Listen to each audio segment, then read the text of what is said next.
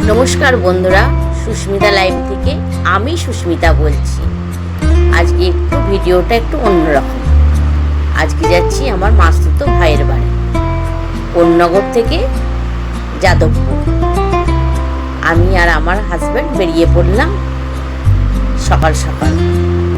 সকালবেলায় উঠে ঘুম থেকে উঠেই বেরিয়ে প্রথমে ট্রেনে করে চলে গেলাম হাওড়া থেকে 8B বাস ধরে যাচ্ছি যাদবপুর। সকালবেলা ব্যস্ততম রাস্তা, কলকাতা মানেই তো ব্যস্ততম, সারা রাত সারাদিন মানুষের আনাগোনা থাকে। আমরা খুব সকাল বেরিয়ে পড়েছিলাম। এখন সবে 8টা বাজে, আমরা সকাল 8টা আমরা যাচ্ছি বাসে করে যাদবপুর। ব্যস্ততম রাস্তার মধ্যে সবাইয়ের আনাগোনা, সেই হলুদ ট্যাক্সি, বাস, গাড়ি, লরি, সব যে যেমন তার গতিতে চলে যাচ্ছে। তার মধ্যে এই সুন্দর একটা ভিউ, এত সুন্দর লাগছে সকালবেলা। আর শহরের এই সেই রাস্তা খুব সুন্দর লাগছে, দু চোখ যেন মুগ্ধ হয়ে যাচ্ছে। আমি আর আমার বরকে বলছি, দেখো সকালবেলা রাস্তাঘাট কোনো এত ভালো লাগছে। আর সেদিন ছিল একটু মেঘলা ওয়েদার, খুব সুন্দর লাগছিল রাস্তাটা। যাচ্ছে বাস যাচ্ছে, আমরাও গল্প করতে করতে এগিয়ে চললাম। বাস থেকে নামলাম, নেবে আমার বর বলল মিষ্টি কিনতে হবে। দিয়ে কোথায় ভালো মিষ্টি পাওয়া যায় আমরা দেখতে দেখতে সামনের দিকে এগোচ্ছি। ভালোই লাগছে, অনেকদিন পর যাচ্ছি মাসতুতো ভাইয়ের বাড়ি, ভালোই লাগছে। যেতে যেতে আমার বর বলল, চলো সামনে একটা ভালো মিষ্টির দোকান আছে, ওখান থেকে মিষ্টি নিয়ে নেব। আমার বর এগিয়ে যাচ্ছে, আমি পেছনে আছি ক্যামেরা করতে করতে। এই যে বন্ধুরা, সামনেই একটা মিষ্টির দোকান। আমরা মিষ্টির দোকানে ঢুকে পড়লাম। অনেক রকমেরই মিষ্টি আছে,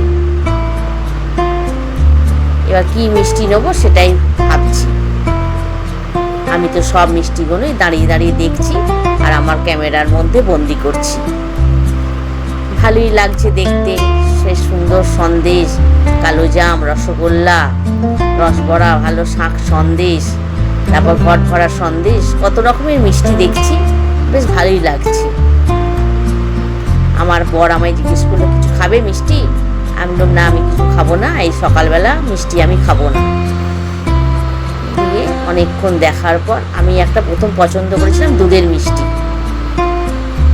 তখন আমি ওনার দাদাকে জিজ্ঞেস করলাম যে, দাদা এই মিষ্টিটা কেমন হবে? বললো ভালোই হবে, কিন্তু আমার ভাইয়ের বউ এখন মিষ্টি অতটা খায় না, সেই জন্য আমি মিষ্টিটা নিলাম না। তখন আমার বর বলল, তাহলে মিষ্টি দই নিয়ে হোক।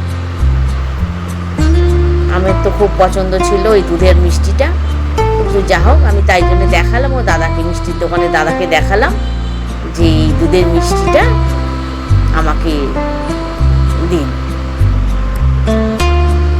আমার বর তখন বলল, তাই জন্য একটা নিলাম, নিয়ে আমার বর খেলো।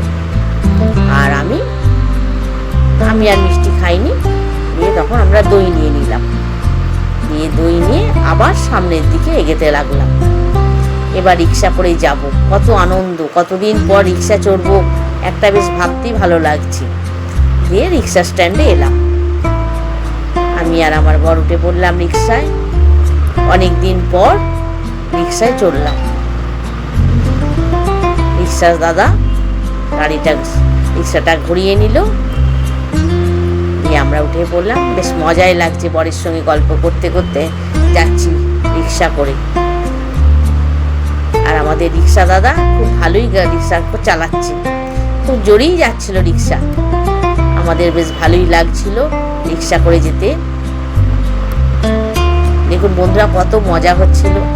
আর আমাদের রিক্সা দাদা জোর করে রিক্সাটাকে চালাচ্ছে। রিক্সাও যাচ্ছে, আমরাও এগিয়ে যাচ্ছি। এটা ঠিক রাম ঠাকুর আশ্রমের গায়েই আমার ভাইয়ের ফ্ল্যাটটা। যথারীতি আমরা সে গন্তব্যস্থলে গিয়ে নামলাম। নেবি আমি আগে এগিয়ে গেলাম, গিয়ে আগে ফ্ল্যাটের দরজাটা আমি গেটটা খুললাম। আমি এগিয়ে যাচ্ছি,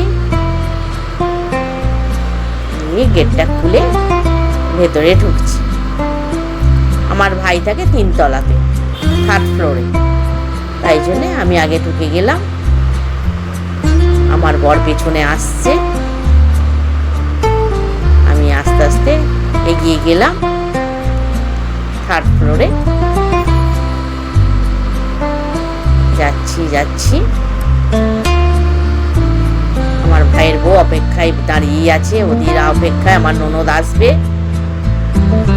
চলে এলাম ভাইয়ের ফ্ল্যাটে, এই কলিং বেল বাজালাম, আমার ভাইয়ের বউ দরজা খুলে দিল। নমস্কার বন্ধুরা।